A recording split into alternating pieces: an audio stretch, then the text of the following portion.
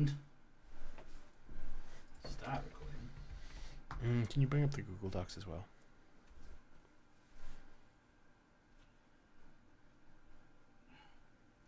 Brady? Yeah, it's right here. Oh, it's gonna kill me. Fuck you, OCD. Fuck you. Are you talking about like the humanoid, superhuman? It's the opposite of Godzilla. It was Cyberman or something. It was this big dude, and he's a big Superman, Yeah. and he fights Godzillas. I'm pretty sure it's just Ultraman. Oh, fuck's sakes! Thank you. Ultraman. Pretty sure it's just Ultraman. This was a pioneering kaiju movie. I'm remembering. Yeah. Yeah, Ultraman. It's Ultraman. Ultraman. Oh, I know Ultraman. That guy's it's fucking hilarious. Hello for any of you. Oh, are we heathens. live? Yeah, Yes, we're live. I'm just kicking myself over the fact that I couldn't remember Ultraman, which was one of the most influential shows from my like 14, 15, when I was like 14 or 15 years old. When I was like deep diving into weird shit that was esoteric and weird to like, follow. And yeah, anyways, here we are. Hello, everyone. Speed Racer. All right. Yeah, I don't know. Proper intro for the record or the posted video. Hello, everybody, and welcome to the Rogues Passage podcast. We're here coming at you from. Start again. I laughed like right. You looked at me and I was like, yeah, and you like started talking right as I said, yeah. Scuffed as fuck. 2023. We're gonna end off the year with some terrible content. That's what we do here at the Rogues Passage. We make some pretty subpar content. Meanwhile, Right. where's my Twitch on my tablet? I'm struggling You here. don't. Well, no. Keep your Google Docs. Yeah, I will handle the chat over here. He's got the chat over there. I'll All handle right, the cool. chat. All right, I will soft hard start again. Soft hard start. Soft hard start again. keep doing that, Brady. Did we get too lit for this? No, Brady, keep doing that heart thing. All right. I want you doing that when I start. Redo. Welcome back, everybody, to another episode of the Rogues Passage podcast. We are here to talk about a lot of stuff, and more importantly, some of the Christmassy nuances that have just gone past, as well as the New Year nuances. Yeah. What's up? Lots of nuance to be caveated. To be caveated. I am one of your hosts, Tana Cherry. And I am a very drunk Brady Magpie, bringing in the new year with some celebration. Some celebration. Yeah, we are vibing over here. I had a very successful hosting tonight. We had, it was like 8 players? 9? Players, yeah. 9 people just showed up. It was getting kind of stressful until Callie pulled... Video here. Yeah, Yeah. video here. Video here. Callie pulled the plug, being like, "Baby woke up," and it was up left to me to kick everyone out. So they're gone now, and here we are still vibing. Sorry. The children do make the rules. This is established. Children, I do have a 2-year-old human. Yeah, once children are the future. once you bring a Neopet in the world, you gotta stop everything. Yeah. Anyways, how's everyone doing tonight? Yeah, how you doing? Welcome everybody. Rogues Passage podcast episode 14. I think 14. 14 or Yeah, 15? I'm Yeah. pretty sure 14. We're still doing the thing. You haven't stopped us yet. We're vibing. We've got we have a whole bunch of like shit on the table here. I'm sure you can see if you're watching on YouTube, which you should be. Yeah. We got secret layers today. We're gonna do a video on this. Yeah. We're gonna rip all this stuff open. It's Yeah. the first time, personally myself, I've bought secret layers from Wizards. But also, as a group, that we went in on something as specific as Secret Lair to unveil for something as important and momentous as a new year dawning upon us, my gentlemen. Oh, I'm excited. I think our special gift that we got from Secret Lair is we could probably open it here. What, friendship? What do you? You think Wizards sells friendship? You know what? Friendship I is magic. think they have been low key. This might be the hot topic of the discussion today, boys. Magic I'm the not sure. dividing. Yeah, some classic good old capitalistic manipulation. Who knows? What were you implying, Brando? That I open? Well, yeah, I wonder. Let's get into it first. So we had to put in a huge order on Secret Lair. Yep. I mean, like Not super Well. huge, but like it was sizable. broke huge. Well, three people putting in to receive one specific piece of product around the because- holidays, yes, around it was the holidays. expensive. It was a gamble. Yeah. That being is right we spent here. over $200 American on Secret Lairs. 200 American gets you the Locust God. traditional foil edition special secret layer. This is basically, I don't know. I have a thing for xenomorphs, and they made a Locust. Locust God is my favorite deck, if I haven't said that before. And they made like a xenomorph cave painting style. Well, yeah, Locust like God. a Peruvian, sand painting. Was it the one? Is it Peruvian? Yeah, I don't it, know. well, You know what I mean? Some It's- ancient. Yeah, it looks like a sand art. Egyptian, Sumerian, pick an ancient, Yeah. pick an ancient culture. it's beautiful. Way to be a bunch of white boys in a podcast right now. Anyway. A little bit. Look, I said it was a cave painting, and then you went into specifics. It's all good. It I'll looks take the bullets beautiful. there. It is looks so beautiful. It is beautiful. It is absolutely. Wizards, Props you here. did it. Yeah, actually, yeah, right there. Wizards, you did it. You figured out how to get my money. I have been looking adoringly at Secret Layers this whole time. I really have. I've been looking adoringly, but I've never been like, yeah, I'll pay 75 American for that. You know, I guess not 75 American. Usually they're what? They're like 30, 40 bucks, right? It depends on the secret layer because there are some that are a little bit more premium than that, where they themselves just have better cards in them, so that they're a slightly higher price. But the general average, yeah, about 30, 40. It's kind of how they like get around the reserve list aspect of some things. You're like, here's a card that hasn't been reprinted in a long time, or it's the contrary. It's like, here's a card that's abused, but here's a much more valuable version of it. Yeah, I wouldn't say that. Not quite to the standard of reserve list. That is an exaggeration, but Yeah, I wouldn't say that they're reprinting cards that are not able to be reprinted because they can't do that. but it is amazing to have a special edition Coco. Like, collected Yeah. company. That's cool. Or like any of the versions out there. I do, like I was saying to the boys today, like we just picked up a bunch of these versions. I got to peel open a pack that we haven't yet revealed for the sake of the channel. And I was just like, that first day of Christmas feeling just took over completely. That absolute Magic the Gathering induced serotonin boost can give you took over my soul today, so I'm just vibing. Dude, boys. those Brothers War packs. Oh wait, sorry. I guess you haven't opened your present yet. But I did. You could rip that open now. I guess I just told you what it was. It's a pre-release pack, Brothers War. Brothers War! But it's This present right here for all that you video watchers. those cards. Actually, you know what? The internet is in love with ASMR. Rip that open right now and open a pack just for the sake of those cards smell like crack cocaine. Yeah, you got to do multiple. So this is like a layer effect right now. Yeah. So we're like onions, okay? right. He's gonna Shrek this box. The Rogue's Passage. Take a moment with the paper, Yeah, calm down. with the cardboard, Can't do ASMR if you're talking. with the plastic. Get ASMR if you're talking, Brady. The Rogue's the Passage sex. swiftly enters the box opening category. You guys gotta stop. Slower, baby. Oh God. Oh, there's no more couch for you.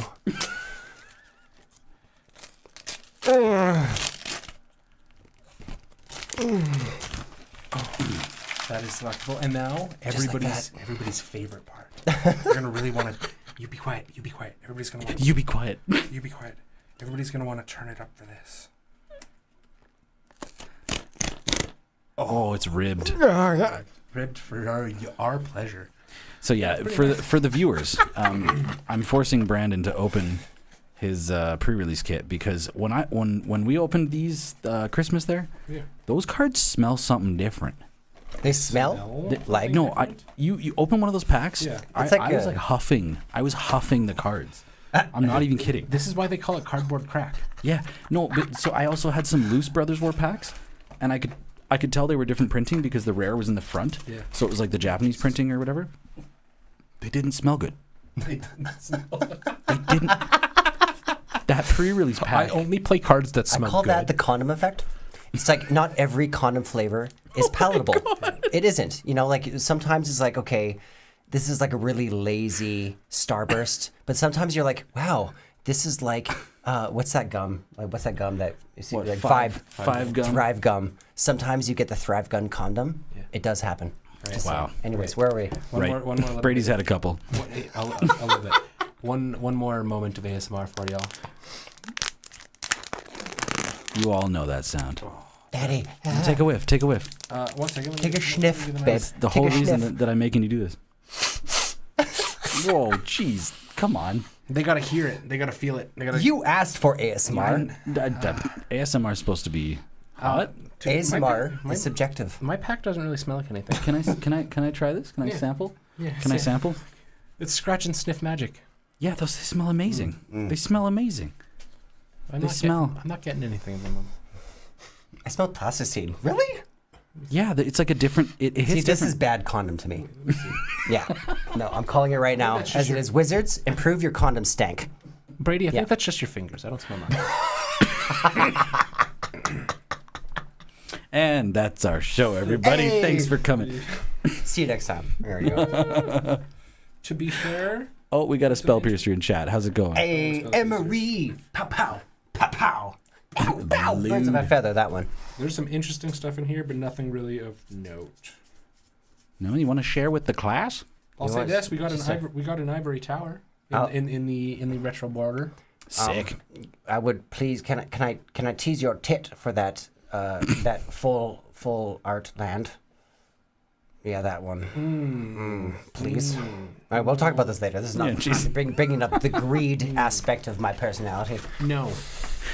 So I'm sorry. I forced you to open a pack. Yeah. Yeah, man, you're just playing for the Mental smell. Warfare here. Yeah, I'm on.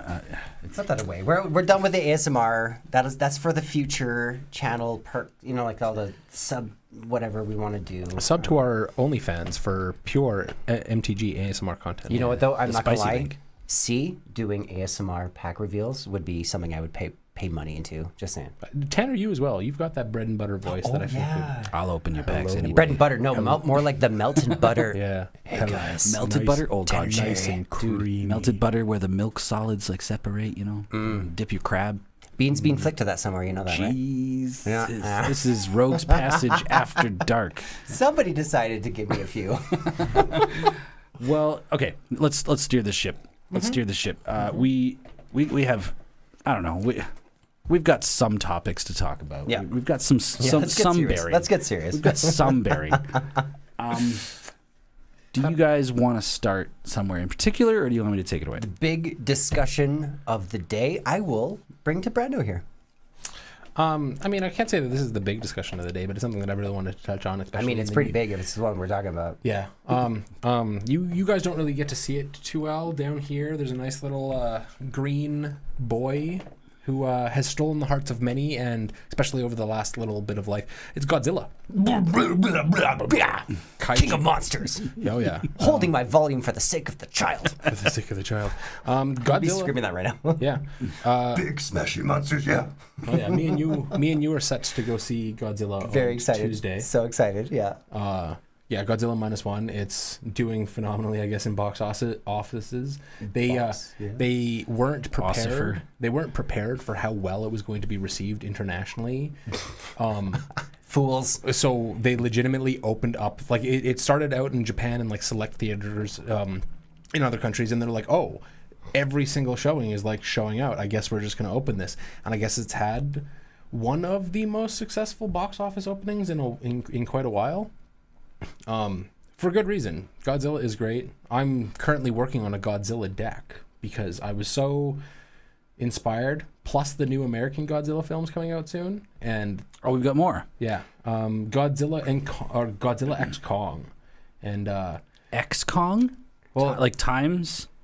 Like versus? I don't know if it's called Godzilla X Kong. It's the two of them though. The whole movie is them pairing up against what seems to be a brand new kaiju to the monster verse that has never been associated. We have like spoilers off of like a toy line of what it is. It's like a bipedal, or no, it's like a quadruped ice Godzilla. Ooh, God. And then big orangutan monkey. Oh, God, I love the monkeys. Make sure Okay. you don't shout.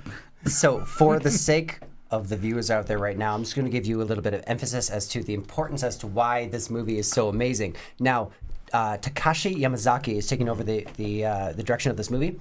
Now, maybe let's not quote Wikipedia verbatim here. Except However, you're staring right at it. except I'm staring right at it, but that's okay. So regardless, is it Yamazaki Takashi is a Japanese filmmaker known for his blockbusters with advanced visual effects. Of course, what can you expect with these big bad movies? is considered a leading filmmaker in Japanese film industry, yeah. which, Oh, yeah. when it comes to, especially for you lot. weebos out there, you can appreciate how important that title really does represent. And the recipient of multiple accolades, he has received 6 Japanese Academy Awards, 6 Nikon Sports Film Awards, I don't even know what that means, and 3 Asian Film Awards, and 3 Hochi, also I don't know what that means, Film Awards. Just saying right now, when you have somebody this awarded taking over the projects, it's basically Ari Aster taking over the reins of something like, oh, I don't know, Paw Patrol. Halloween?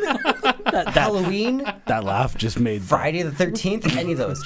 That momentous. Pretty excited about it. Or, as an example, Bad Robot. Yeah, Bad Robot. J.K. No, not J.K. Rowling. No. Did I say it was J.K. Rowling? What's his Yeah. name? J.J. Abrams J.J. taking over Star Trek or something Yeah. like those lines. Yeah. Like, I'm so excited. And I don't, like, again, like, I'm doing as much as I can to hold back as much context about this film as I can. I don't want which film? spoilers. about Godzilla minus one. minus- Yeah, no, Godzilla 'cause, minus one. Yeah, for our movie date. Yeah. Yeah, so it's going to be exciting. Can I ask a question? I know I'm the one of these three that I guess is less connected to the Godzilla universe. Why minus one? What does it mean? Does minus one mean like prequel? Are they does minus one mean like instead of the first film or like 0 or like is it I will be the first one to answer this. I don't know. I do. I kind of do. It's not a prequel. No, Takashi went into this project and he's been like vocal. There's been a bunch of interviews. Go check out some of those interviews. Just hit that Google search. He's been very vocal about wanting to do like Godzilla justice, especially like the old Toho films, which super delve into like Godzilla as a topic, Godzilla as a character, Godzilla as like a franchise has never been just about big monster go stomp.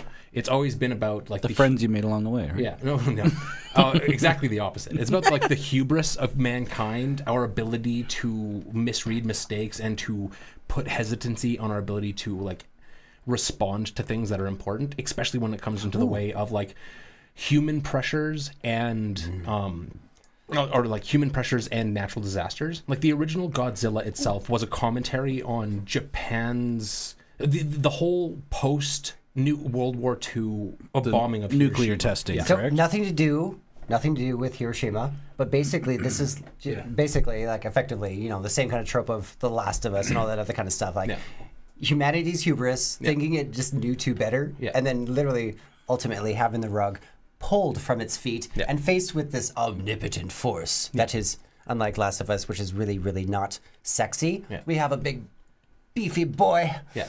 You're saying Pedro Pascal's not sexy? No, he's Zaddy. Don't no. He's sexy like I'm sexy. He's got the dadness to him. The sexy that I'm referring to He's not Jason Momoa has nothing sexy. to do with fungal monsters, okay? I will say- What I'm talking about is Godzilla being a chunky, thick boy. And there's some sexuality to that goes back decades, and nobody can argue that. I will say in regards to the minus one thing, we got Mercy in the chat. Hey, Mercy, how's it going? Mercy solved the riddle. What? He shrank. He shrank. I mean, there is the that is probably very true as well. And you know what? I wouldn't be surprised if Takashi was sitting in his writing studio and joked about that as well. He's minus 1 centimeter. Minus 1 centimeter. No, to fully answer the question is this Godzilla minus one is meant to be his own piece. It's meant to mirror the very first Godzilla film, in the sense that like there's no pretext, there's no prequel. It's not meant to be a sequel, prequel, anything. It's meant to be its kind of own standalone thing, where he brings Godzilla back to being a villain. Because in the OG Godzilla, he shows up in Rex's house. He was a force of nature. He was there to be that encroaching threat of, like, again, the first film. He symbolized the nuclear threat of the atomic bomb. Moving past that, all of the villains that they brought in that he would have to fight were all indicative of various, like, natural disasters. You have, I don't remember all of them off the head, but I know, like, Biollante, one of, like, the biggest kaiju that exist in their universe, was all about our like drilling oil and how it's like screwing up our planet, I believe. Interesting. I was unaware of this metaphor of the series. Yeah. I'm waiting for that delicious Ultraman versus Gaimamon or who's that big turtle? Who's he again? Versus Godzilla. I want that I think beautiful it is three-way. Gaimon or something. Gamamon. You have the power of the internet right in front of you. Okay, wait. Ginormous turtle. So I could keep going. Godzilla, just look up like Godzilla turtle monster. So for this one specifically, and this has been a very touchy topic, especially when it comes to like Japanese media, is Godzillamon is one very specifically touches on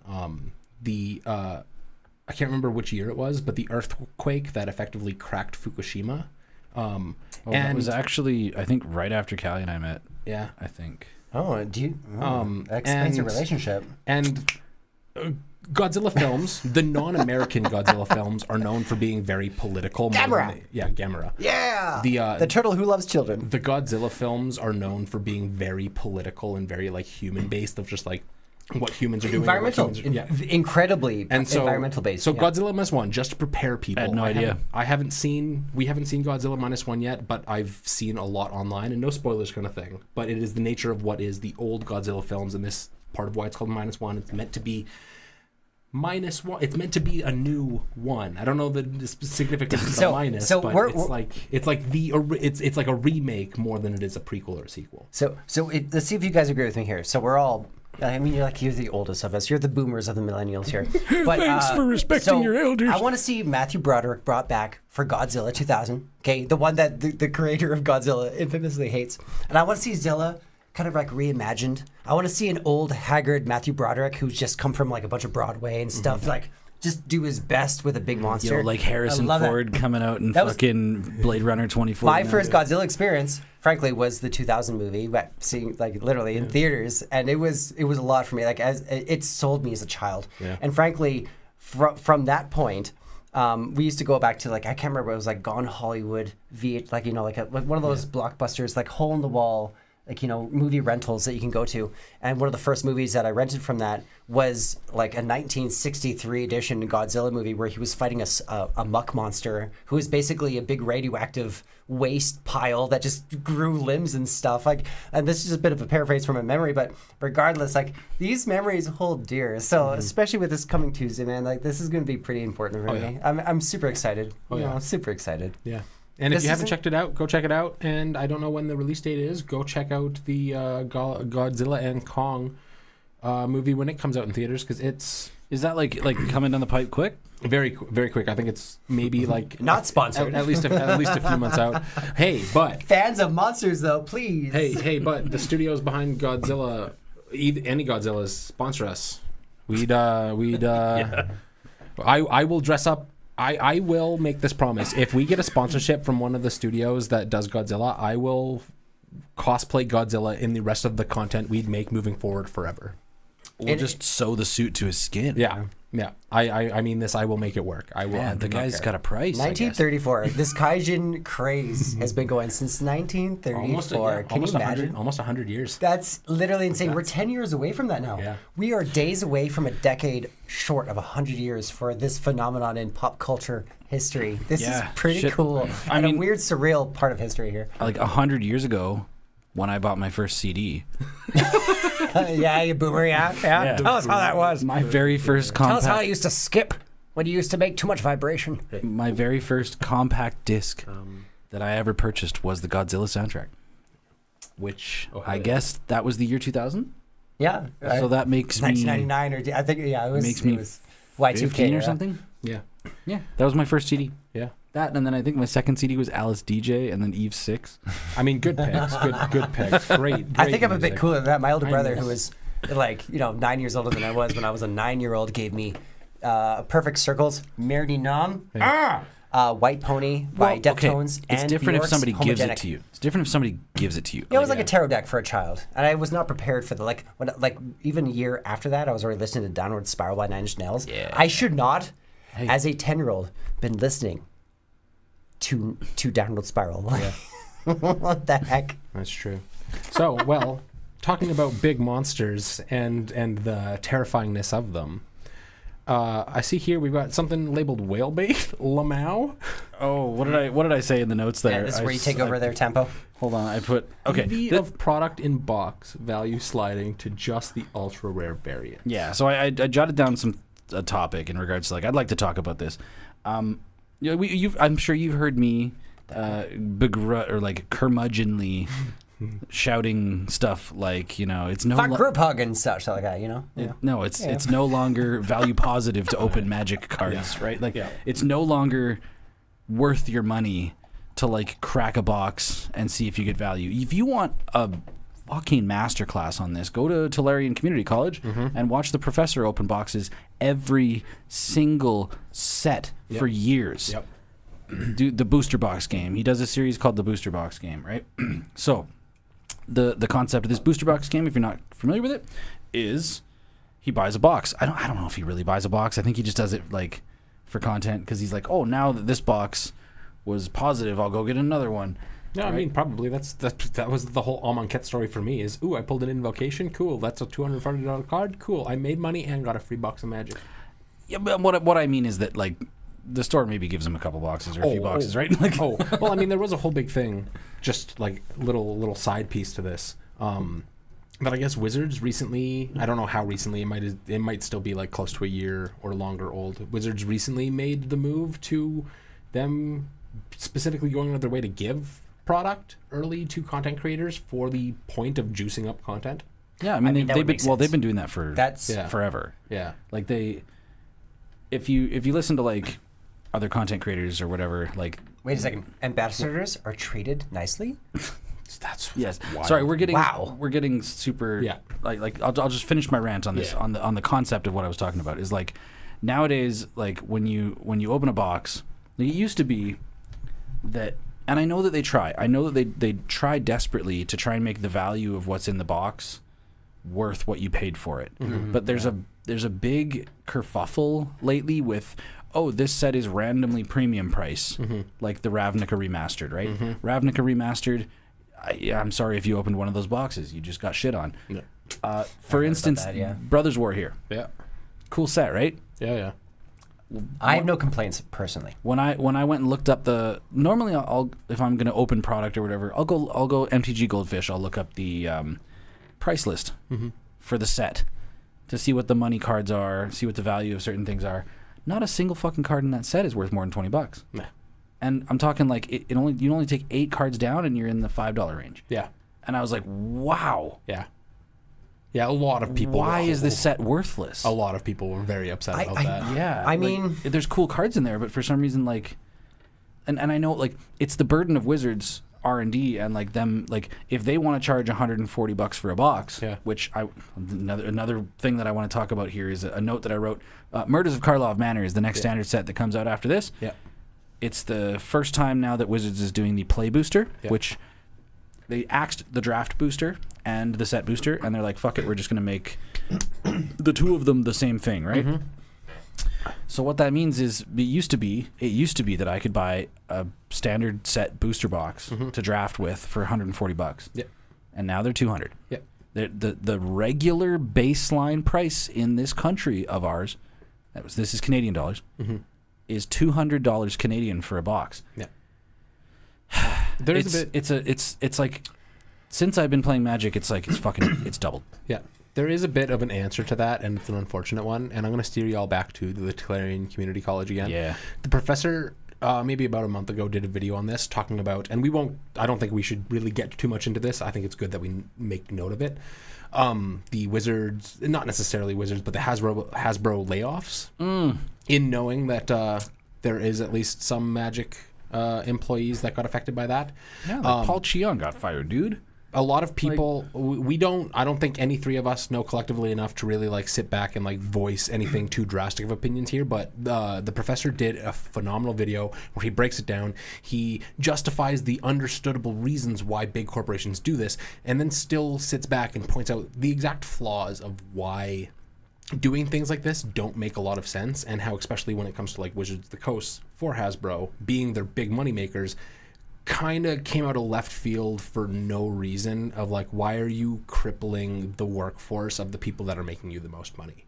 You know what's funny? Like a year and a half ago, it was all through the news that there was this trust fund, or not trust fund, hedge fund. Yeah. Hedge fund company or like organization, where it just so happens that one of the people on this hedge fund team was John Finkel, a very decorated Pro Tour, like a legend name in old school Magic, and they suggested they did this really weird thing where they did an open letter to Wizards saying you need to leave Hasbro now because they are mismanaging you and they're going to be the death of you. And we invite you. I think what they did was they gave an invitation to be the subject of a corporate takeover. Well, Like, actually, they basically said, like, you should sell your company to us and we will manage you. And at the time it was like, dude, Hasbro's like, what are you talking about? Wizards is like the one fucking company we have that makes us like crazy money. Yeah. Now, So this why is- would Hasbro do that? there's so down the funnel of nuance. So one of the past directors of Wizards of the Coast, I can't remember his name right now. I think it's Brian something. Can't remember. One of the past directors became the active director of Hasbro, and he appointed. I think it was obviously like a team effort. It's not just him putting somebody. He appointed. Can't remember her name off the top of my head as the director of Magic. And it was after all of that took place that the Hasbro Wizards buyout happened. So it was very much internal between the two companies for a very Yeah. long time of like, there was almost never a chance that Wizards wasn't getting bought out by Hasbro because... I mean, that kind of assumption when it comes to big corporation, like big corporate control, Yeah. can eventually be assumed that when something is making enough money, it will be eventually absorbed by a bigger, Yep. more predatory Yep. creature. Yep. Consumed. Now, I have a question too that doesn't necessarily, not even a question, but I have a stance that I want to pose to you boys about your stance on these things. And it's a bit of in terms of what you just said about the value of how much like this lost on. Yeah. The same thing came from the supplementary set that came from the Aftermath. Aftermath was So just, it was a bad design. So in a similar way, now here's where my stance is on both of those sets because I happen to be in the 1 in 10 category that falls under the categories of please no matter what, which is a weird vague way of saying that the cards just happen to vibe with me no matter what I saw. Like especially when it came to Aftermath, there was many of the commanders that I've been making since, like Hidetsugu and Kairi, that I'm like, oh, these are so good. Or no, sorry, that was March of the Machine. Who am I thinking of? There's a few of them. Tyvar, the Bellacluse from the Aftermath, which is a supplementary set which explains after all the Planeswalkers lost their sparks and all these things, and the Phyrexians got their asses just pwned, what is going on now? And unfortunately, the set didn't do too good. And unfortunately, there's a lot of those cards that no matter what, whenever I get my hands on them from these sets, I am just so pleased by. The same applies to Theros. Yeah. Theros back in the day kind of whiffed on some mechanics, but it was famous for amazing other, introducing gods and things like that. Famous for others, but then when it came to Born of the Gods and everything else after that, it was like Constellation whiffing, Inspired whiffing, mechanics that just basically made no sense, but we still see these gods in the game being played regularly today. Now we have... I'm one of those kind of players who just, fawns over, I guess, the Charlie Brown tree. I will add to this that no one's saying that the cards are bad. Yeah. Right? The cards will be the cards and they will be useful in the decks that they will be useful in. What I'm speaking more towards is when I buy 2 collector boosters of the Lord of the Rings for $100 fucking Canadian dollars and I get $14 worth of value out of them. Yeah. Ooh, I look out with my collector's pack, you guys did. I got like... But the problem is even if you hit, you just come shy of the value. And what I put in the thing here is EV of product in a box, value sliding to just the ultra rare variants that hardly anyone will open. And what I said here is the Ravnica Remastered anime cards. In Ravnica Remastered, people are saying basically like if you open a box, the only way that you're seeing your money back in any way is if you hit one of those super rare variants, which are just increasingly super rare. I guess they reprinted the Nephilims too, right? But what that means is that like 9 out of 10 people get hosed. Yeah, and that's not like. I think that if you're curating sets like that, what I'm talking about is if that happens to me enough, I stop buying product. Actually, question. Right? Perfect moment to interject you here. Now, because you are the more or less 60-card format player among us, how does a Ravnica Remastered affect Pioneer and Modern? It doesn't. It's all reprints. Yeah, Just reprints it's it, all that's it? reprints. It's Okay, just a- then whatever. It's a remastered set. I so had a it's, bit of a thought there, but I guess it doesn't matter anymore. Yeah, Because no. unfortunately, if it has even no impact on that, that is a whiff. No, That's a big dry steel It is part. just a remastered set, so Yeah. it is remastering cards that have already been That's created. unfortunate. That'd be really cool. Can you Yeah. imagine like Dominaria Imagine remastered? Radiance and Yeah. Pioneer. I would love to see Radiance, which is like you choose a top, like you Radiance. There's one I can't remember. It's like a destroy target enchantment, and then all enchantments that share a color with it. I want to see Radiance come back Where did Radiance come from? from the first Ravnica set. Period. Which Ravnica. Okay, First so Ravnica. Pioneer starts from Return to Ravnica. Exactly. So we're talking like 2004 or 5 or whatever. I'm a bit of a parrot. Yeah. Not maybe 6 or 7. I do- But old.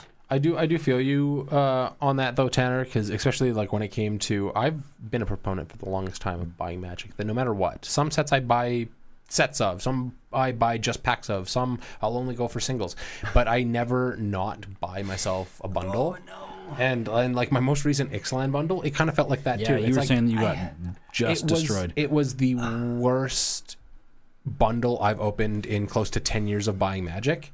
And it was just one of those things where it's just like, it almost feels like before it felt like you'd at least, even if you didn't make your money back, you'd at least hit that one guaranteed card no matter what product you bought. Well, actually, I'll give an example because those Brothers War pre-release packs, I bought a bunch of those thinking that we'd do an episode or whatever on them, but like this far past the release of that set, it's like fucking, they're just rotting in my cabinet. Yeah. Let's just open them for Christmas kind of thing, right? Yeah. But like, so I looked up the value of the cards, and I will say, I think I opened 3 or 4 of the top priced cards and still lost money. Yeah. I opened the Mythic Awaken the Woods, the Urza, the Titania. Yeah.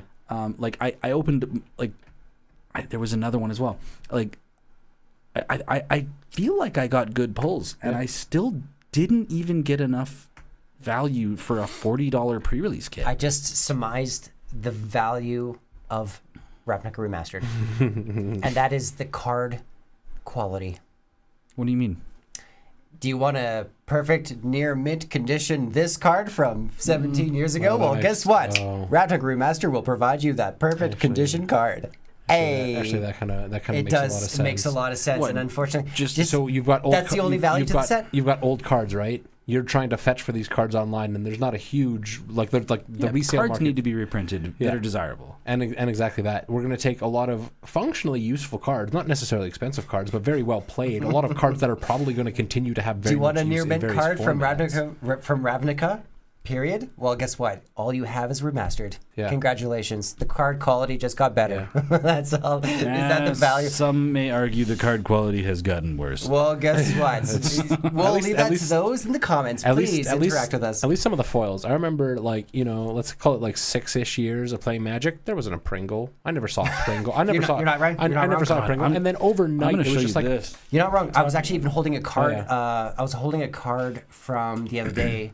What was it? The first time Explosive Vegetation was ever printed. Yeah. What was that? Oh God. I don't know. I don't But know. off the it top was of a my head, bit of an yeah. older card. It's got like a decade on it or something like that. And I was comparing it to a card that was also another fetched card because I was working on a green deck from Amonkhet. And the card, like the cardboard quality, like Amonkhet could like fold like that, whereas the older card was actually I was able to use it to like X-Acto knife scrape the surface of my sleeves, clearing them of that schmutz. I saw you doing that. I was like, wow, this is good. Like, what happened, wizards? So I bought a Devilish Valet for my Locust God deck. I'm just gonna put this into the camera for the YouTube viewers. You'll see how friggin' pringled this shit is. Yeah. Like, this isn't even really the worst. That's not even bad. I've got basic lands that came out of fat packs that are more Pringled than that, but that's still It's Pringled. like Folks. like put your hand in front of it. Do the makeup thing. Do the makeup thing? I'm not exactly a makeup artist. Like, yeah.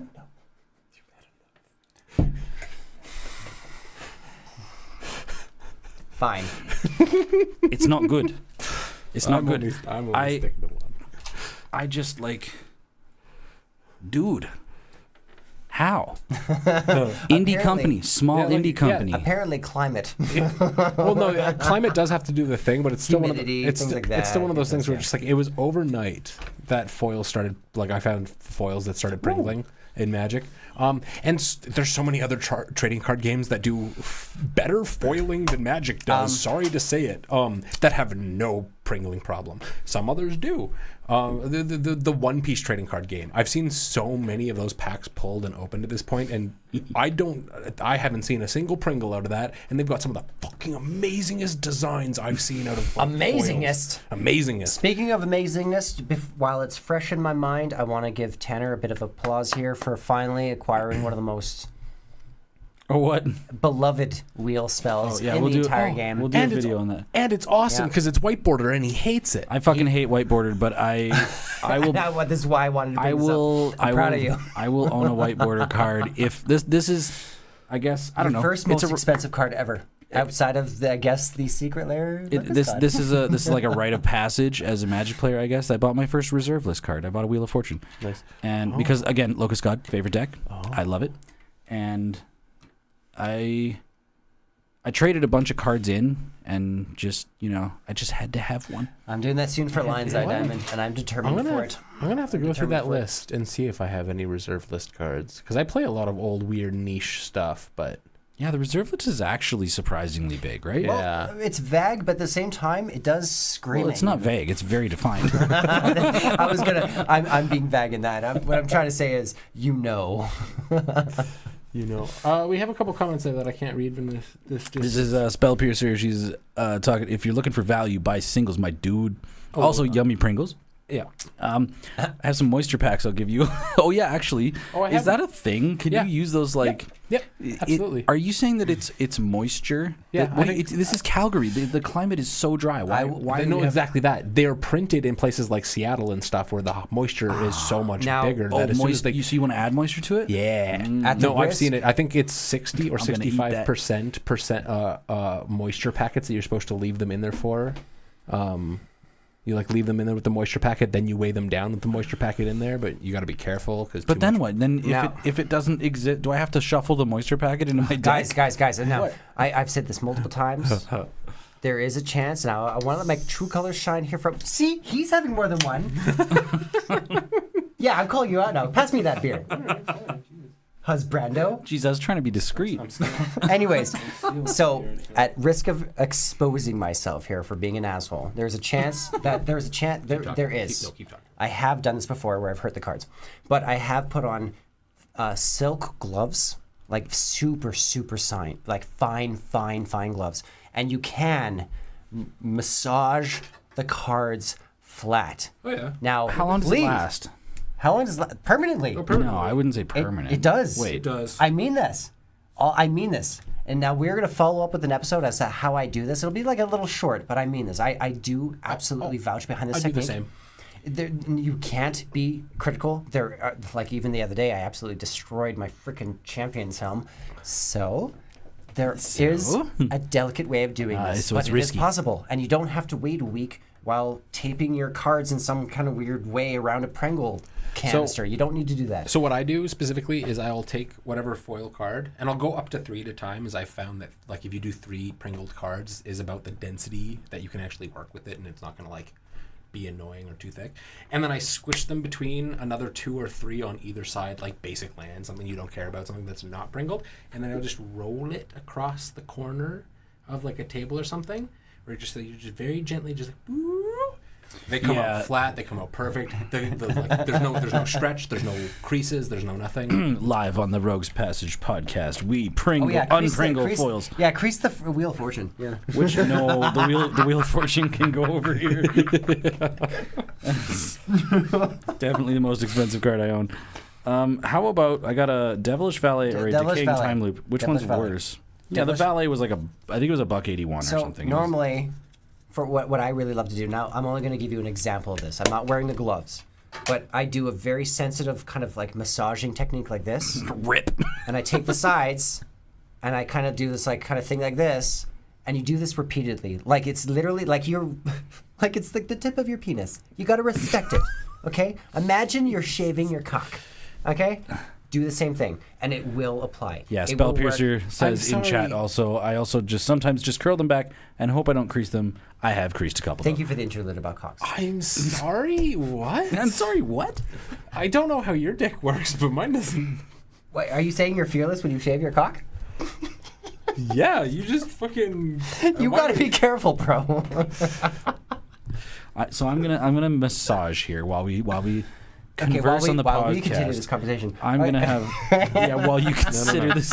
No. While he massages, I have a little. I'm gonna steer us into a little bit of a different conversation because it's gonna be a short one. Sorry, I don't even know what we're talking about anymore. just we're wanna a little unhinged tonight. It is our New Year's episode. It is technically our New Year. Well, Yeah, it'll come out on Sunday. Yeah. That's true. Happy New Year's, everybody. Yeah, Happy New Year's. Filming it. Happy- Yeah, you're gonna be busy tomorrow. No, I'm not editing. Oh wait, no, you did the Yeah, podcast. he does the podcast. You're busy Yeah. tomorrow. Love that for you. I mean, realistically, it's pretty. Especially now that you know the fast track of just put all the cards and then just do all of the size change at It's once. so good. Okay. So in the aftermath of Ixalan, we're starting to move away from it, and I just really want to talk about this before we get too far away. Oh, 'cause Discovery. I've seen Can a we lot bring of this up? Yeah. Yes, we need to. I even just saw it tonight with Cody. He Yeah. played his brand new pre-con. Yeah. I can't remember the name of it, but oh my The goodness. Dino one. Yeah, I saw you put it this in the notes. destroyed. Discovery. I'm not seems- like intimately like I only know what I've heard. I haven't been playing Standard. I haven't been playing Modern. I haven't been playing a lot of Cascade with steps. It's Cascade with steps, but it's better Cascade, and it feels broken. Like, don't get me wrong, I love it. I'm glad that they put it in, but it's like in the contrast It's of having Scry Cascade, isn't it? In the contrast of having Cascade and now Discovery, which is just better Cascade. It's like it's broken. Let's start. I still haven't been playing myself. Let's just start for any of our listeners that aren't aware of what we're talking about. Discover, new mechanic from Ixalan. It usually has a Discover N, like Discover 3 or Discover 4, that is on the card, and then you do similar to what Cascade does, but instead of using the CMC of the spell you've cast, -1 to do it, you do Discover 4, you look at 4 cards. Cast a card 4 or less from it, right? Discover 4 means cast a spell 4 or less. trying to pull this. Yeah, I guess. Yes, where Cascade was always 1 mana less. So there's 2 things that are really important to talk about with Discover compared to Cascade. Yeah. Number 1, Cascade you get on the resolution of cast. Yeah. Discover you get on the resolution of the spell resolving. Yeah. So immediately Discover is much worse. Yeah. Right? Yeah, much so- worse. So, just for clarification, Discover means exile cards from the top of your library until you exile a non-land card with mana value X or less. Cast it without paying its mana cost, or put it into your hand. Put the rest on the bottom There's of the library. there's the positive. Yeah. So the positive is if you happen to like nobody likes to build their Cascade deck with counter spells in their deck or instant speed spells that like That's why I interact. think this is better in that regard. So And that's what I mean. On that angle, It is better, but if you play a Bloodbraid Elf, Yeah. and your opponent counters your Bloodbraid Elf, Yeah. you still Cascade. and that's why I think Cascade's so Discover broken. doesn't. Yeah. Discover you have to that spell has to resolve. Discovery is amazing. It's dependent on some circumstances, but when you have Cascade, all you need to do is brew it right and play it right. And that's what I'm you talking- can guarantee it to pop better. And that's what I mean. Like, Maelstrom I'm- Wanderer players, you bastards, I'm looking at you. and that's what I mean. And maybe it's just like a power creep thing, but like Discover seems broken to me. It just seems kind of. I still, no matter what, when you It have seems- that, it was like when Surveil first came out. I was immediately pretty shook Surveil's by fine, Surveil. isn't it? No, but as an upgrade to Scry, yeah, no, it's the same thing. It's the same kind of power creep. With Surveil, you have more options. Because Surveil how often is- is a graveyard a hand? Yeah, these days, Surveil right? is 100% an upgrade to Scry. Yeah, absolutely. I So don't think this- it's broken. I I think it's I'm a graveyard valuable. player. I'm a graveyard aristocrats player by Right. heart, definitively. So I Actually, this leads into a very good point against Discovery. Or sorry, not Discovery. Yeah, Discover. Yeah, Discover. discover. Yeah. You got. I would love to hear why you think this mechanic is broken. Yeah. The fucking people who have to ban cards made their statement real quick because Geological Appraiser was the fastest card banned in a format I think almost ever, Yeah. and it was 3 weeks. it was unleashed in Pioneer and banned. And it's a Discover card? Discover card. Yeah. It's funny how they're able to do Geological that, appraisal. but with Paradox Engine just going under the radar forever. Well, Things like that are silly. Paradox Engine, like if we're talking about Commander, I mean, in general, I think you can work around something like Paradox Engine, even Yeah. early game. There wasn't enough let's- groups working on it. But no, let's just you like can- preface the fact that like Yeah. in Commander, Yeah. I think I would be cool with just no bannings ever happening for the rest of time. Oh, I agree. Because I it's agree. like the format is a casual format and people have learned to Yeah. regulate or develop rule power, rule zero. Yeah. And like I don't think anybody needs to ban anything in Commander forever. Oh, I think I really think it's free not. braids. I think Brimford. I completely agree. I think we just open up the ban list entirely because let's be real. Well, like two of the cards that first come to mind, sort of thing, are it's Prophet of Crufix. Prophet of Crufix. Oh, okay, I still have issues with this card. Yeah, no, but what is it doing that half the things that have been Well, printed over the last it's in 3 Simic. years It don't demands do? it demands that it has to be in Simic because of its pips. Yeah, Regardless, though, creatures with flash and untapping all of your permanents yeah. is insanity. It and as is. somebody who likes to abuse things like Amulet of Vigor, whatever that enchantment is, that just like I just mean you know what the ones I'm talking about. I just mean in the context of just like As an cards- Alundo player, I pose to you. You know? No, that's exactly what I mean. When it comes to cards that are being printed compared to cards that are banned, there are cards that are being printed or have been printed that are ultimately more broken than some of the stuff that we've been seeing. Where it's like Legolas's Quick Reflections. It does Oh, fucking incredible everything. card. It does everything for one. It's on the green- screen right here. Yeah, Oh, it does it's so good. It does everything for 1 green mana. It's One so green mana, powerful. split second, so you can't fucking respond to it. Untap target creature. That creature gains hexproof and reach. Whenever it becomes tapped, you deal damage equal to that creature's power, and it does fucking everything on one green mana. It's a green Ragavan. Like in for my- me, like some cards make sense being banned. Like for me, Leovold, Emissary of Trust in Sultai colors comes up almost immediately for me. Jordan Cross, looking at you. Each opponent can't draw more than one card each turn. And then you wheel. Whenever a permanent you control becomes the target of a spell or ability an opponent controls, you may draw a card. There's so much going on there in Sultai, and the commander costs 1 black, 1 green, and 1 blue. And it's a 3/3. Like, I do agree that the ban list sometimes, I think it's a matter of debate. For me personally, but from your first point there, I think 7 to 10, 7 being casual, high-powered, 8 being the CDH of high-powered, and then 9 to 10 being what is the math again? 1.2, 0.3 to 0.1 of whatever the power structure is. Yeah. Something like Leovold for me in non-competitive. Like I would actually vouch that I would prefer to see this in a competitive, like Yeah. unbanned in a CDH. Yes, we did have list. this discussion Yeah. on a previous podcast. But as a casual card, I don't agree with it. I would say house rules should dictate again banning. I also wanted to bring that up as well. But Yeah. something like Leovold, Emissary Trust. Here's the prompt again. It's Yeah. spooky. Prompt It's here. devastating. It's universally banned. Or here we are. We're just doing the Macarena here. I don't give a shit. Whatever. I completely agree because free braids and free Emrakul. Free braids, please. No, you guys have your. I want to turn 1 braids. It's not that good. It's not like the new Cabal. What's the new Risen Nightmare? yeah. It's not as good as that turn 1 braids. But no, I no, still it's- want So Cabal minion to come out turn 1.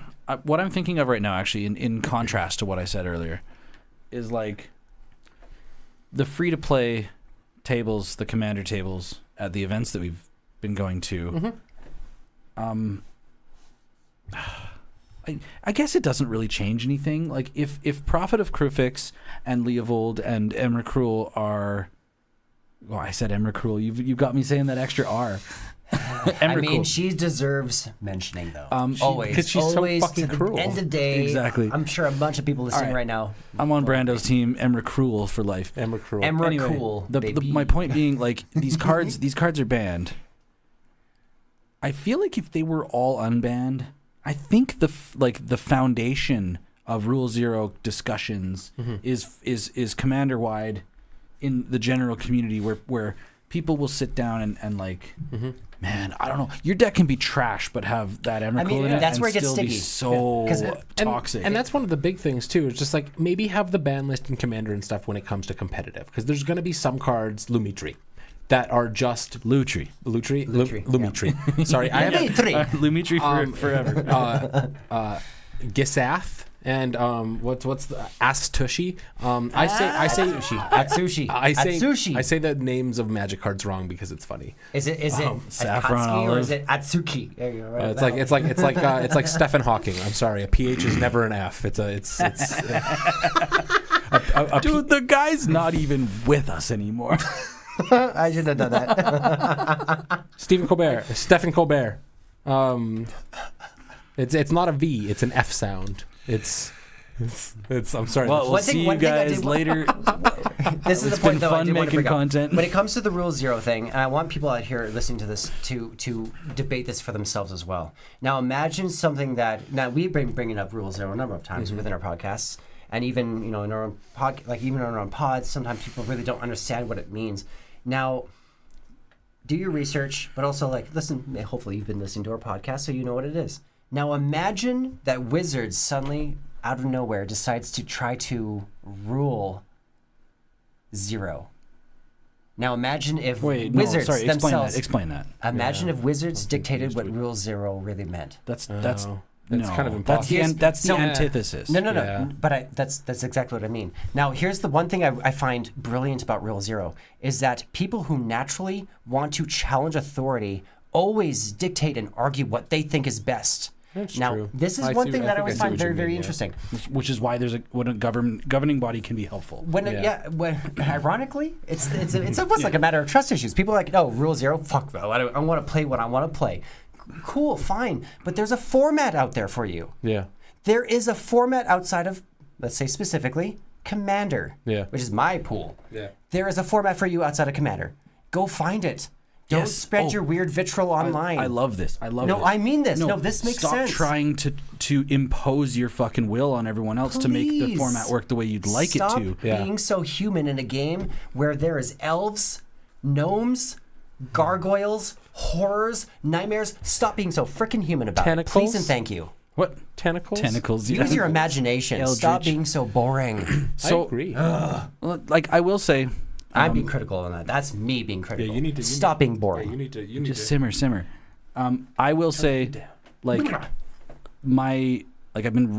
been diving back into 60 card formats, like what people would call traditional formats, and it's literally like, imagine you were standing in like a classroom and everyone's screaming and throwing shit at each other, and then you just walked outside to have a smoke, Yeah. and then it's just calm air. Yeah.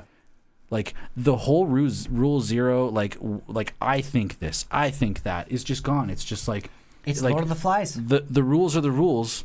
Build your deck within these restrictions, Yeah. and it's not about who thinks what or what else. It's how well can you play that deck. The cards Like the explain edges themselves. Yes, Yeah. the cards explain themselves, but also lots of times you're playing a mirror match. You're playing against someone with almost either an identical or a similar list, and it's it comes down to the skill of the pilot. Yeah. And it's it's not about oh, you were allowed to put that card in your deck, or you were it's just that a lot of that noise is just gone. Yeah. It's gone. I feel like a lot of that too comes from, especially when it comes to a lot of the 60 card formats. You don't see a lot of 60 card formats being played in multiplayer. And I think that really boils down to it, where politics specifically out of Commander or multiplayer formats on Magic, really add a lot to that. Even it comes to Commander 1v1. Realistically, you're not going to need a turn 0 in the way that you do with a 4-player game, because you need to have that bigger discussion. Well, I mean, there is still, I guess, that still falls in turn 0 is what power level? I mean, Because you could still ask Commander's that for- still regulated by this ethereal, what somebody decides the power level of their deck is, and somebody might still get mad at you for playing These something. are the people out there who are generally hoping for a format with zero interaction. Yeah. I don't have patience Yeah. for this anymore. But it's I just mean an example, right? Because that could still exist in a 60 card format, but it generally doesn't. 'Cause it's the scam decks. We just saw that. We just saw casual 60 card, yeah. casual 60 card, which is a scam deck versus a mono green Tron deck. There's gonna be a very That was the different. finals of the Pro Tour for Lord of the Rings. Hey, no one respects a scam for being. You got neutered, but respects. Which is funny. You want to know? I'm just gonna slide this in here. yeah. You know what happened the week after the bannings? Rakdos Scam won the fucking event. Yep. Yeah, Rakdos Scams. What does that tie into my question? I have to bring this back to one of the podcasts where I was like, "Can you down tune Rakdos Scam as it is now?" And you're like, "Why would you do that?" Is that what they did? No, they no one would down tune in a competitive format. No one would ever do that. No one's gonna shoot themselves in the Was foot. this just the tail end of that? They lost Fury, right? Yeah. In Modern, They just replaced Fury got Fury? banned. Grief still carried. To be fair, I will qualify with this with the fact that Rakdos Scam overall in that event performed poorly. Yeah. One person who happened to be like an expert on playing that deck Yeah. found a new build Yeah. and carried it all the way to the win. Yeah. But that's exactly my point. We're just like, if you were going to be playing 60 card casually, but you're still doing that sort of thing, we start talking about some of our spicier decks, how you're trying to get like Is It God 2. Or not Is It God, Locust God. Is it God? He Yeah. He technically is. Is it the God or is it not? Is it God or is it not? I don't know. It's making bugs. I don't like this. But it's like you could still sit down trying to play 1v1 casually with your friend. It's like, oh, here's my scam, here's my mono green Tron deck sort of thing, and being like, oh, they're not really that well matched. Yeah, maybe there's going to be the odd game sort of thing, but if you were to play it like 10, 100, whatever amount of times, like there's going to be one that's clearly coming out on top, and it's probably the scam. Well, see that I do like that because we're talking about scoreboard. We're talking about like if you were to and you could actually use like AI to well, you can't really use AI because Magic's so hard. Yeah, but like, dude, No, AI still tripped over Magic. like let's say chess matches reason. or whatever, Yeah. right? Like chess is like all the variables are known. Yeah. You can run a simulation that does like Chess, 1,000. chess is at this point, after all the years it's been in existence, it is actually, there's like a Bible already of what you can expect, guaranteed. But what I'm saying is that there's you know all of your opponent's pieces. Nothing is hidden ever. So Exactly. you have perfect information. And what you can do is like you can let computers run simulations on certain paths of moves, and you can actually have like I'm going to let this simulation do 900,000 different lines. And it's going to show me the statistically best one, right? Magic, you can't really do that because there's hidden information. How could you ever really know, right? But it's like a deep pool. But RNG. the one thing that I like, I'll do another shout out to the Dive Down podcast, which I listen to avidly. They do a lot of tournament breakdowns for Modern and Pioneer. They'll start out like the first half of their episode. They're going to be like, all right, there was a tournament, like for instance, the face-to-face tour that we went to. Yeah. That Pioneer event was won by Is It Phoenix? Yeah. And they talked about that deck list. They talked about the market share, the meta share of every deck that entered the Calgary event, and how each deck matched up against the other decks, which matchups were good and bad versus like they really dived into the nitty gritty of the statistics of decks. Yeah. And when you look at the statistics of like here's a 500 person tournament, and you see that mono green Tron lost almost every match to Is It Phoenix, like you can surmise that it wasn't just the player that lost that match. You can surmise through statistics that the matchup is poor. Right? Yeah. So like because of that, like if you run these matchups over and over again, you can see that like scoreboard. Yep. And that's exactly my point, because when it comes to like the turn zero discussion, I think turn zero discussion only really exists in the the political sense of multiplayer, because as soon as you sit down 1v1, you can kind of talk it out and be like that, but 1v1, even if you're trying to play casually, it's competitive. It's you playing Smash Bros against your buddy. Neither one of you is giving each other that free stock life. It's you're going for the win. So there's no politics there. So there's no reason to turn zero. Yeah, why would you neuter your scam deck to play in Smash Bros? You wouldn't. You just wouldn't. Still, but I'm an anarchist. That's why Commander is built from the ground up as a casual format. And that's why, principally, I think there's two of us who are Commander players, and you are the shining, triumphant 60-card format still adore badass Commander. bitch that you are. I mean, as a great example to that sort of thing, for the longest time in Magic, and hate me for this because it's not a proud moment in my Magic career. For a long time, whenever our play groups or the various play groups that I've been a part of wanted to start drifting back into 60, and I'm like, you don't really though, because as soon as you get into 60, it turns into this nuance where it's just like it's the saltiest, most hyper competitive stuff that I've ever seen, and like I've seen it kill play It groups. doesn't have to be salty though. It doesn't have to, but it boils. And here's my example. Because my go-to deck, and I was a part of this, I was feeding into my own, I was basically feeding my own false pretenses for what 60 card was. So I had a counter burn deck. I had a legacy counter burn deck. And it was, oh, you want to get back in 60? Cool, throw something together. And that deck existed as a way of just like, no, you want to play Commander. You want to play things that are more fun and nuanced because it was this counter burn. It's like, okay, yeah, turn 1, turn 2, here's my Gutter Snipe, here's my Vexing Devil, here's my this, here's my that. You go to cast a spell? No. Counter spell? Cool, take 4 damage. Next spell? Nope, counter, take another 4 damage. Well, you seem like you're reacting very emotionally to taking 4 damage, right? Like okay. No, that's what I mean. This was my deck. It was built to it was built In to 20 life. it was built to kill people's want to get back into 60 because like this is what 60 is. It's bullshit. No, it's not. And I agree. But that was my false pretenses at the time where just like I didn't respect it for what it was, where it is exactly that. It's the competitive format. It's fun, but it's fun in a different way than like Commander generally is. I you know what? I'm gonna explain something that I've never experienced, but I would love to. But it was like one of the most like invigorating thoughts. Like I listened to some pro players talk about their experience, and like I think that we would all enjoy this. Oh yeah. Picture yourself in this setting. Picture this: you're in Vegas.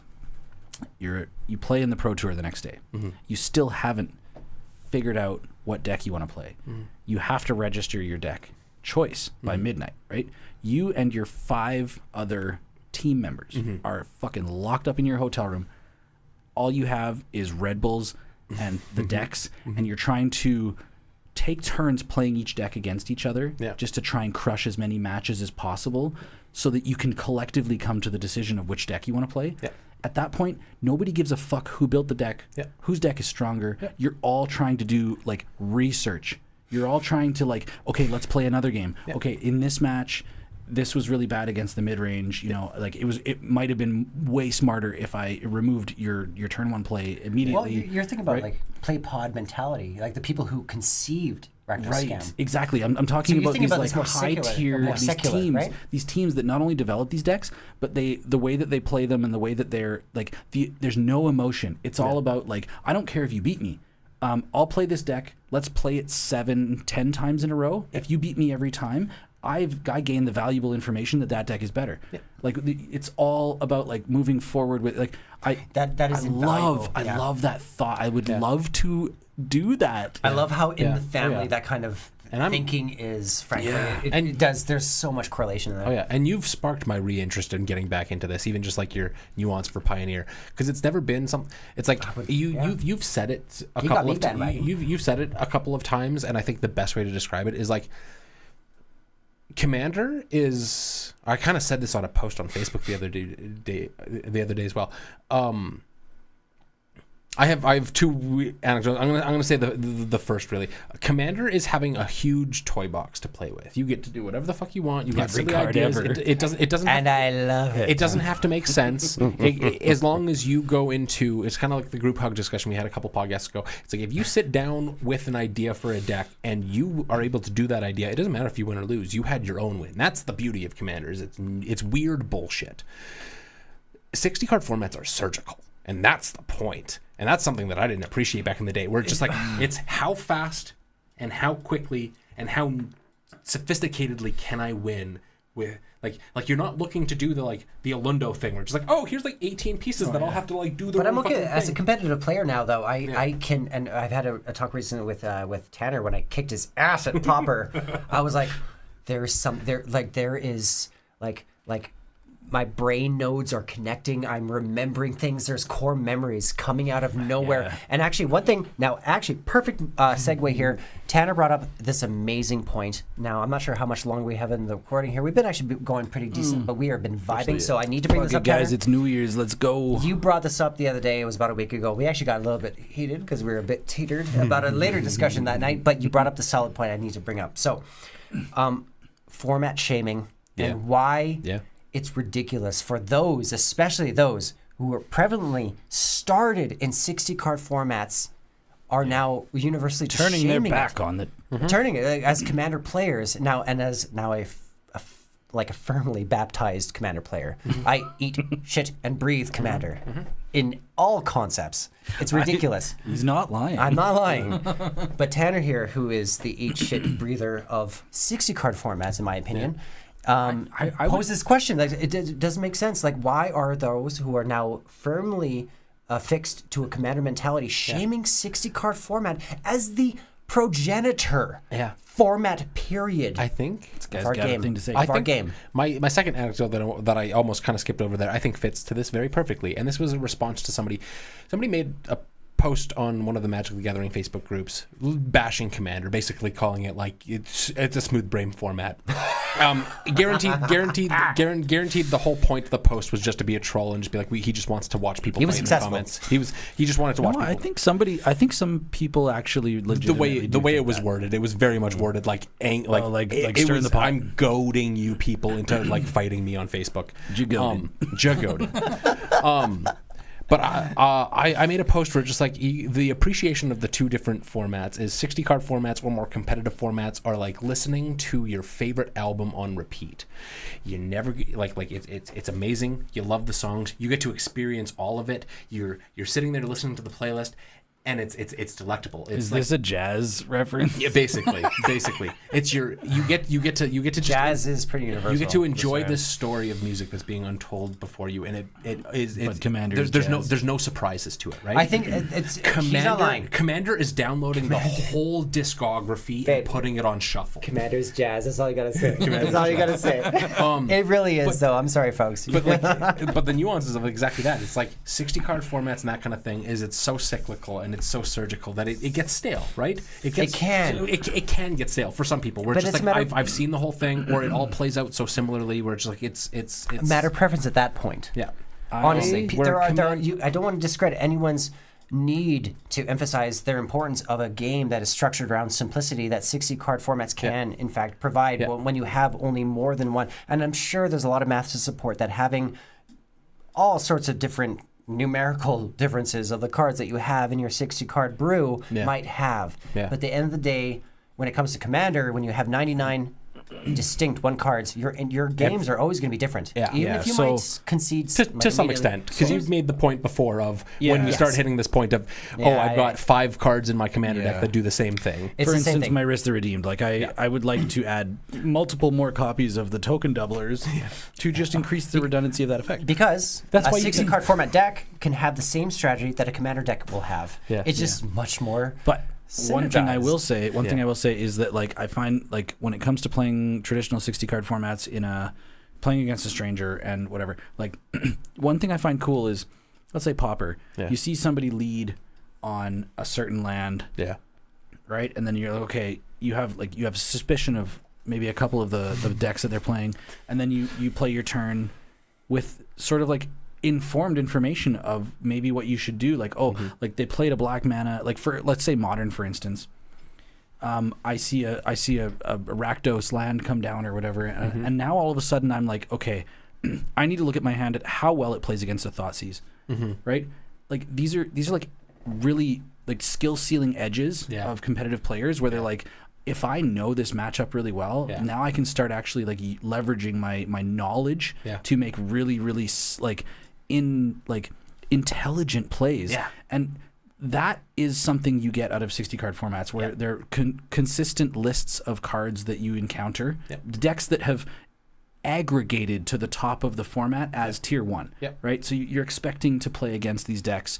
You know what what you might need to prioritize in the matchup. Yep. You know that like if you go to like you draw and discard like an impulsive draw, Yeah. I'm going to discard the counterspell because I know it's bad in this matchup. Yeah. Those are like really, really cool things about those formats. Yeah. Now, Commander, Jesus Christ, you play your turn and you just like you sit back and like, okay, let's watch 3 other people play their turns with God knows what's gonna happen, right? Yeah. There's just no, there's like no way to really apply, like method. Yeah. I mean, You there- just kind of, I it's mean, chaos. there isn't. I'll get to that in a second. But that's exactly what I mean about like the whole like music analogy there, or just like 60 card formats. They're your favorite album. You know what's coming. You get to enjoy every moment of it. You get to really like feel like you experience the songs that you're playing. You experience the cards that you're playing because you know them. You know the synergies. You know how they're going to match up to about things because you've been through all that. Where yeah, Commander you're putting the whole discography on shuffle.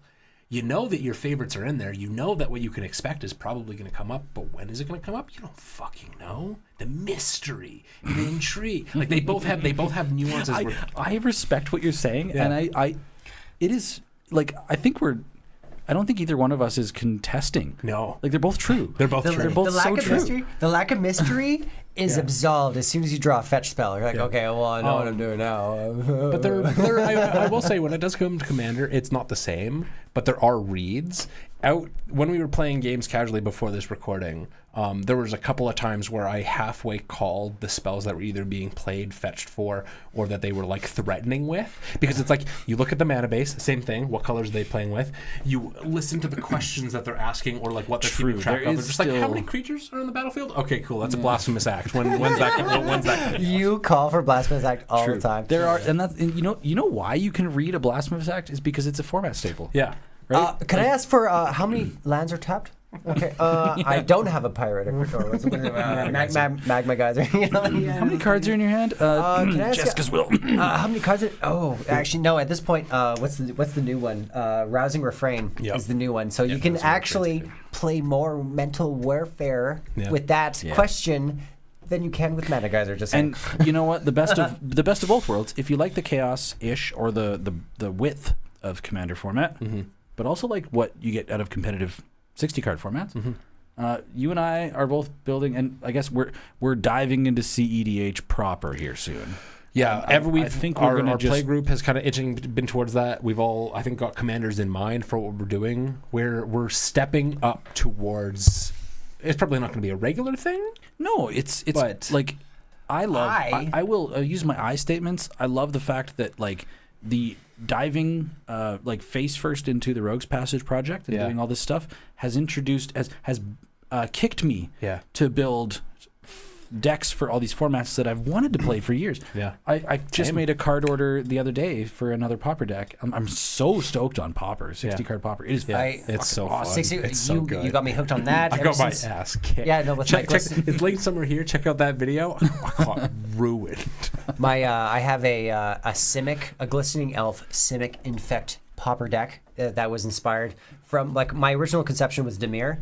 He got me on Simic, and it is the rudest thing I think I've ever It's played in so my life. gross. Even right now, I'm working on Pioneer, which is a heroic brew focusing on Tormented Hero, Yeah. Ashiok's Adept, Yeah. and Agent of the Fates, I will- covering discard, sacrifice, and loss of life, all in one little nice. I do want to throw a little like shade at you though, my boy. If you're gloating about playing Infect and it being good, you're playing on easy mode. I'm sorry. Shut Yo. up, Slippers. I don't give a shit what you think right now. Actually, I respect what you're saying because that deck scares me, but also scary. Different formats. It's so good though. recently I went to look to like flesh out my Ultratron Pauper build, Yeah. and I ordered the rest of my cards. Like Infect doesn't show up on the meta, That's surprising. which is surprising because Yeah. like that it seems like a pretty consistent turn 3 kill. yeah. So what that says to me is that the format in general plays cards that, like for instance, Lightning Bolt is Yeah. legal in the format, right? So it's really easy to just. I mean, it- and the thing is, the best thing you can do is as a 2-for-1, right? Yeah. In response to the pump spell, kill the creature. Then you Yeah. get 2 cards, right? Yeah.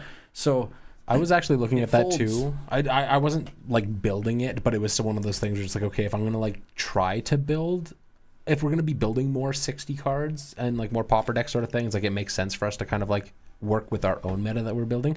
I did go through and like put together a half list of like a hard counter to your infect deck, where it's just like, oh, if you are forced to sacrifice your creatures, well, you don't get to hit me with it. I have a rebuttal to your comment on my infect brew. Okay, I'm gonna do it in ASMR for the folks out there. Okay, opinions are like assholes, and you have too many. No, mine's just way too wide. It's very loose. Anyway, to distract from the shenanigans that's happening over here, I would like to say that the massaging Did work? of all of my foils that were curled. You did it without gloves? Yeah. Okay, I mean, No, yeah, I you did it like this. And if you're watching on YouTube, you can see That's- using my that's what I mean. microphone stand. literally That's better. massaging it. There is a point. Okay, way back. Are they all Let's just rewind 30 minutes in our conversation here. When it comes to the unprangling of the cards, you want to go delicate. And when I say using silk gloves, you are basically, if you do want to eventually trade them in, whatever value that you're worried about, because frankling, worked really good. The prangling only comes from foiling. I mean this. And all you got to do is sleeve them up, put them into a deck, and the rest is easy. Heavily played brings things down by 50%, and anything else in the you sell a car, buy a car. What is it? I don't $36,000. drive. Why are you asking me this? Hey, I can't afford a near mint Wheel of Fortune, but I can afford a played one. Exactly, that's what I mean. That's what I mean. Go buy a fresh car. You're not selling it for what you bought it for. You're selling it for half the fucking I had price. this Go buy a conversation- computer. You're selling it for half. It doesn't matter. Everything devalues. I had this conversation with the guy that I work with. I know that we're going long here at this point, but Yeah. what do you think? Okay, you know how like brand new cars, right? You want to buy a brand new truck? Let's, for example, Ford F-150. yeah. We're talking Canada here for you American viewers. You gotta Ford see it with a F-150. bunch of balls. So you know how like Ford you can buy F-1000. like the base model of some cars, right? Where it's like it doesn't even have, it just got crank windows. Yeah. Doesn't have air conditioning, nothing. It's just like total bare bones. Yeah. How much do you think a F-150 costs right now? About a whole bare bones. tree fitting. Like the base bare minimum. Yeah, like you get no options. I don't know. I'd almost want to say like 50,000. no. I don't. 49.9. And I know jack shit. What the fuck? Thank you, Luck. It's crazy. Like I don't know why I brought that up, but Disgusting. it pissed me off today. It was like, man, like That's nuts. And I don't drive. That's And disgusting. these are the reasons why I think I'm always just gonna, when I eventually do, I'm just gonna have a piece of shit thing and I'm just no. gonna drive But, around. so I brought this up because you were talking about like slightly, don't buy a brand new. Yeah. Like Cars, you buy that car car. analogy. You buy that car 2 years later for 20 grand. Yeah. Well, no, and that's 25. and that's what I mean. I'm a proponent. That makes sense. That makes sense. Of buying things fresh and new if you can. I hate buying things secondary market especially when it comes to technology. I don't care if somebody said that I cracked it open, I used it for a week, and they wanted to sell it. It's like, it's soiled goods as far as I know. That thing's gonna fucking fail on me in a week. But when it comes to paper cardboard like magic, as long as I can read, This is a brilliant segue. oh yeah, as long as I can read what the card says, it fucking works. That's all I need to know. This is a brilliant segue into this Commander Legends box that I've had for years. What was the thing that you wanted to do with this? So what I want One to of the do most with this, unromantic things ever, but at the same time understandable. I just want to say one little thing before you crack into that. Much to the chagrin of my playgroup, I had a like $800 mono black demons deck that I did not sleeve for like years, and all of them have edge marks on them, and people still give me shit about being like, "Why didn't you sleeve that?" It's like, because I don't give a fuck. I'm not selling it. I love it. yeah. So unromantically, Yeah. I do not own a Jeweled Lotus, and I would like to. Right? Yeah. I might. It might be in this box. I don't think you have a Jessica's Will either. I don't. So? So what we're gonna do is we're gonna do a box opening with this. 4-year-old box. Well, I want to draft this box. That's why I saved a box, because I want to draft it. So I really we're want just that gonna to do match both. that. I'm gonna snip open every pack, look inside, and see if I got like to do a box opening. And Not then tonight. Not I'm tonight. just gonna shove them back into the pack, and we'll draft them later. And I know it's weird, but get over it. I'm excited to do it. I mean, it doesn't seem weird from the outside. It does seem like it's basically you're just doing a like a Commander Legends box cube is what you're doing. Sort of, but it's still it is. The, It is the like a weird cube. the weird thing about it for me, because I think I'm like the one who like said it's like that's a weird idea. It is. We're just like But I'm like content focused now. It's like not in a bad way. It's the greed of it. We're just like, if there's one in there and somebody else pulls it at my fucking draft, I'm gonna be so. It's my card. Well, I'm like, I respect it. You get your fucking jewel bonus out of that card. I will say that the you draft get that your I was jewel gonna bonus. do, I was just gonna let everybody do for free. Yeah, Because if one like, Yeah. I'm just. yeah. You want If the there's jewel one in yeah. there, I just Yeah, want it. Yeah. So that's my I greed. want you to have A, the Jeweled Lotus, B, okay, The Jessica's Will? the Jessica's Will, and for the sake of your Oathbreaker career, My career. a Hullbreacher, Hullbreacher which would be is fun. unbanned in Oathbreaker, just for you heathens out Cool, there yeah, to there be is a Hullbreacher in completely that set, isn't aware there? of. Hullbreacher, Yeah, one of the right. most hated cards in the entire game. Yeah, I'm excited. My It's unbanned my in next Oathbreaker. Oathbreaker, not the next one that's appearing on the channel, which you'll see next week, which I get to play my Arlen deck, and such a good girl. She does good things. I'm excited for that game. Yeah, it's gonna the be good. next Oathbreaker Hysterical game outcome. that I play on very much went out of the way to use a purposefully good banned card out of Commander, Coalition Victory. Which it's just a win the game It's card silly. for Multicolor Wilbur. win. What's the other one? Unite the Coalition, which is like choose 4, and it's just random ass effects. Times 2 flavor for having coalition in the name. Yeah. Again, and this has been it's like a point of pride for me now when it comes to Oathbreaker on this channel. I can't not have flavor. Like I mean, I think. Well, The does assassin- Gavin have? I think Gavin has you trumped for. I think Gavin has us all trumped for savagery. on the for channel? savagery, but for flavor. Yeah. For flavor. Gavin's companion spells are always I rude. am the Guy Fieri of our Oathbreaker games because I'm taking y'all to Flavor Town every single time we play Oathbreaker. Damn, he did it again. Every single time. Flavor down. We going to Flavor Town. Well, I'm looking over. We pushed it. We're like an hour and a half. Well, I'd say yeah. let's call it. We still have a lot that we want to talk about. We could probably go for hours. You know but- what? Yeah, but I have to get this published on Sunday. So. Exactly. Yes, you do, sir. I do. Yeah. So really let's good. cheers. 2023 was a magnificent year. 2023 was. Well, I mean, for me, it was spent getting over a breakup, but I'm feeling really good now. If there's one piece of advice I have for all of you watching here for going into 2024 is that, truthfully, and this project has helped really prove it to me, is that life is going to always throw you endless amounts of bullshit, hardships, technical mishaps, any amount of stress in this. Life is shit.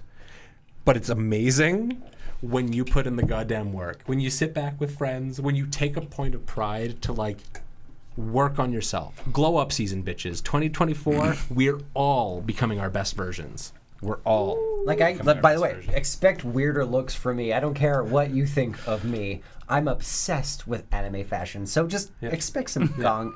Yeah. Life, like literally, Very weird shit. Like literally, life is too short. Make the best of it. Gonzo level Yeah. fashion can remember this one. Let me tell you. I would like to thank all of the people who have like watched our videos. We God, I wish I'm not at the computer right now. I'd love to look up your name. I want a special shout out to somebody on our last video or whatever that reached out and was like, "Yo, I'd like to buy a hoodie Oh yeah, from yeah. Arizona," Our first- and just like said some really sweet and kind things. Yeah. Words like about- that help steer Yeah. us better. Yeah. So literally, to Yeah, you. like just it's getting to the point now where we're like reaching and meeting people. Like we're up in the Great White North in Calgary in Canada, and some cool dude in Arizona was just like, "You guys rock." What going for it?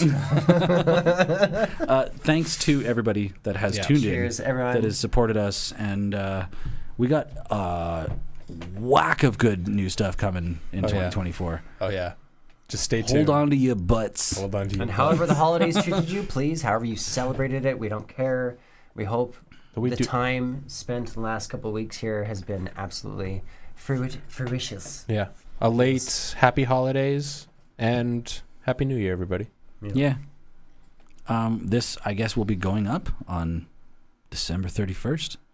Proper send off. Yeah. Yeah. Rogues Passage Podcast. Sunday morning. We will see you next year. See All you. right. Later. Bye. Okay, now let's talk about how much we hate everybody. Especially all of you Twitch Oh, viewers. God. Fuck, it was so hard keeping up pretenses. My God.